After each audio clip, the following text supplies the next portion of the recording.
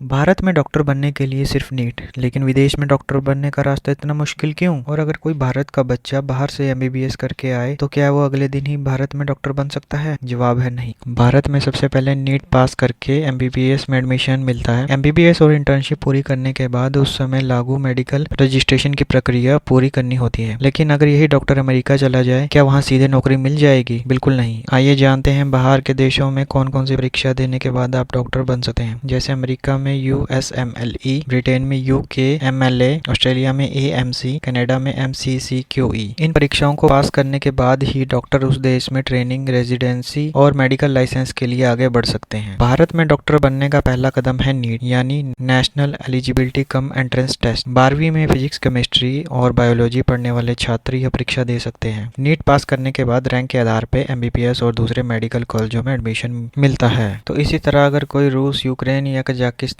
से एमबीबीएस करके भारत आता है तो वह सीधे प्रैक्टिस शुरू ही कर सकता। उसे भारत में लागू लाइसेंस और रजिस्ट्रेशन नियम पूरे करने, यानी डॉक्टर वही रहता है लेकिन देश बदलते ही लाइसेंस के नियम भी बदल जाते हैं। अगर पूरी दुनिया में डॉक्टरों के लिए सिर्फ एक ही लाइसेंस होता तो वो बेहतर होता? कमेंट में बताइए। और आप कौन से देश में डॉक्टर बनना चाहोगे?